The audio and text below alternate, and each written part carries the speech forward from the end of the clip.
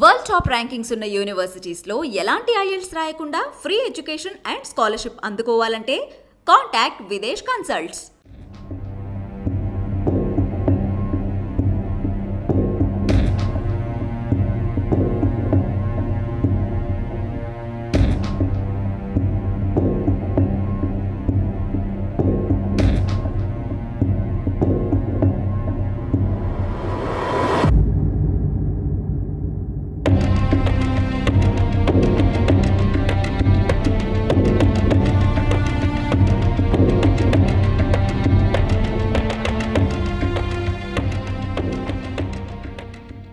అందరికీ నమస్కారం.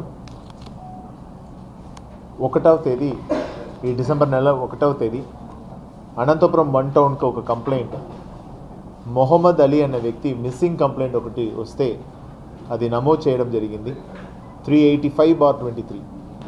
దీంట్లో సబ్సిక్వెంట్గా టెక్నికల్ డీటెయిల్స్ మరియు ఫీల్డ్ ఇంటెలిజెన్స్ మీదని యాక్టివేట్ చేసి ఇన్వెస్టిగేషన్ మొదలు పెడితే కొన్ని విషయాలు బయటకు వచ్చినాయి. ఆలీ అనే వ్యక్తికి రఫీ అని ఫ్రెండ్, వీళ్ళిద్దరూ కూడా బిజినెస్ పార్ట్నర్స్. వీళ్ళు రియల్ ఎస్టేట్ చేస్తూ ఎక్స్పోర్ట్ ఇంపోర్ట్ కంపెనీ కూడా నడుపుతూ వచ్చినారు. వీళ్ళిద్దరి మధ్యలో గత 6-7 నెలలుగా లావాదేవీలు ఇష్యూ నడుస్తూ వస్తున్నాయి. అదేవిధంగా ఆలీ అనే వ్యక్తి ఎవరైతే ఇప్పుడు ఈ కేసులో మిస్సింగ్గా ఉన్నాడో అతను రఫీ సిస్టర్తో కొంతవరకు మిస్బిహేవ్ చేయడం కూడా ఇన్వెస్టిగేషన్లో బయటకు వచ్చింది.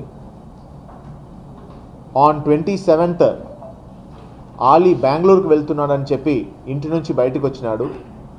కానీ రఫీ ఆలీని తను బావమర్ది గొడౌన్ ఏదైతే ఉందో సిద్దిక్ అలీ, తన బావమర్ది గొడౌన్కి ఆలీని రప్పించుకొని అక్కడ ఆలీ కోసం ఆల్రెడీ శివ, చంద్రశేఖర్, హరి, కృష్ణ అండ్ రాము 5 మంది, వీళ్ళకి ఆ రాము అన్న వ్యక్తి ఆల్రెడీ అతను కూడా ఒక రియల్ ఎస్టేట్ చేస్తున్నాడు, ధర్మవరంకి సంబంధించిన వ్యక్తి.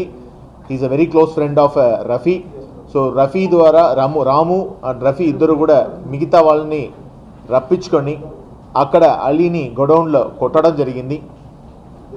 కొట్టి అక్కడే వదిలేశారు. సబ్సిక్వెంట్గా అతను మళ్ళీ కొట్టి వదిలి వెళ్ళిపోయారు. మళ్ళీ వచ్చి చూసేటప్పటికి అతను కొంచెం ప్రాణం లేకుండా చనిపోయిన విషయాన్ని గుర్తించారు.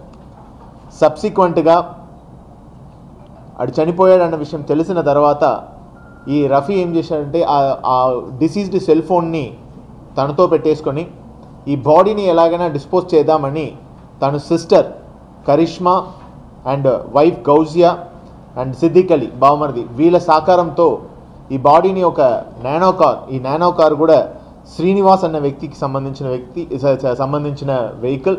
ఈ వెహికల్లోనే ఫస్ట్ ఈ గొడౌన్కి ఆలీని తీసుకొచ్చుంటారు.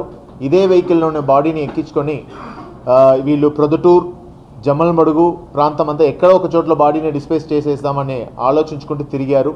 కానీ అది కుదరని పక్షంలో సింగనమల ఏరియాలో గుట్ట పైన ఈ బాడీని డిస్పోజ్ చేయడానికి సబ్సిక్వెంట్గా ఇంకొక రోజు తర్వాత ప్లాన్ చేస్తారు. వీళ్ళు ప్రొద్దుటూరు ఇవన్నీ తిరిగి వచ్చిన క్రమంలో నానో వెహికల్ బ్రేక్ డౌన్ అవుతుంది. ఒక అంబులెన్స్ని ఎంగేజ్ చేసుకొని అంబులెన్స్లో ఈ బాడీని తన ఇంటికి కొత్త ఇల్లు ఒకటి కడుతున్నాడు, అక్కడికి తీసుకొస్తాడు.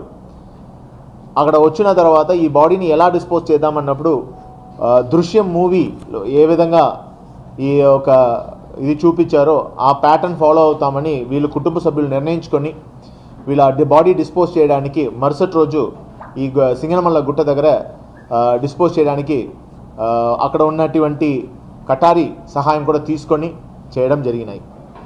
దీంట్లో వీడిని కొట్టడానికి అదేవిధంగా ఎంగేజ్ చేసుకున్న 5 మందికి కూడా 5 లక్షలు సుపారీ మాట్లాడుకున్నారు. 50,000 ఆల్రెడీ అడ్వాన్స్ ఇచ్చారు. 50లో 15,000 ఆల్రెడీ ఖర్చు పెట్టి 30,000 కూడా రికవరీ అయింది ఈరోజు. ఈ యొక్క 11 మందిని కూడా ఈరోజు అదుపులో తీసుకొని వీళ్ళని రిమాండ్ చేస్తున్నాము. ఈ విషయంలో ఈ కేసుని ఫాస్ట్ ట్రాక్ చేస్తున్నాము. వీళ్ళందరూ కూడా తొందరగా శిక్ష పడుతున్నట్టు విదిన్ 2-3 మంత్స్లోనే ఈ కేసుని పూర్తి చేయాలని కూడా ఆదేశం ఇచ్చున్నాము. దీని విషయం మీద చాలా సీరియస్గా తీసుకొని ఖచ్చితంగా విదిన్ 3 monthsలో will complete this case. Thank you.